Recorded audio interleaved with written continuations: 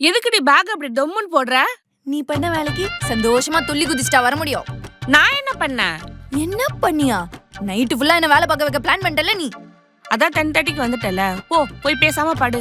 புரியல, 10:30க்கு வந்துட்டியா? ஏதோ டேட்டாவை ஷார்ட் பண்ணதுனால நான் 10:30க்கு வந்துட்டேன்.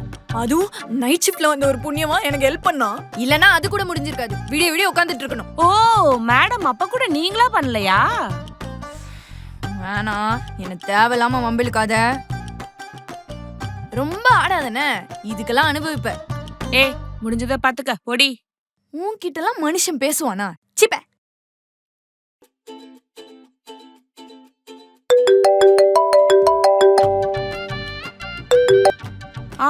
பிரேம், ரொம்ப தேங்க்ஸ் அவளுக்கு ஹெல்ப் பண்ணதுக்கு. நான் தான் ஹெல்ப் பண்ண சொன்னேன்னு சொல்லிட்டு அவகிட்ட சொல்லிடாதீங்க. Okay, by.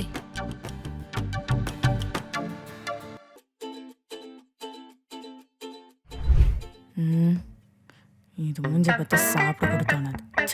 இப்படியே எல்லாரும் வீட்டில இருந்து கொண்டு வந்தா கேண்டீன் இழுத்து மூடிட்டு போக வேண்டியதான்.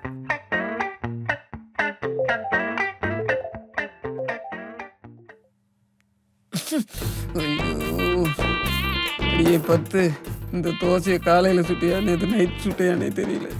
பக்கத்துல கேட்டு பார்க்க வேண்டியதான். அம்மாடி, என்னம்மா உன்னோடது? ரச சாதம் சார்.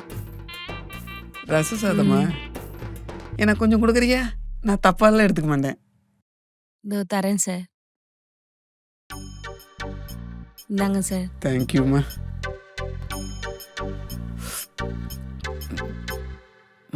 நைஸ். என்னம்மா நியூ கேர்ள், நீ என்னமா கொண்டு வந்திருக்க? அதே ரச சாதம் தான் சார். ஆனா நான் ரசம் மட்டும் தனியா கொண்டு வந்திருக்கேன். ஓ நைஸ். கொஞ்சம் கூட குடிச்சு பார்க்கலாம்.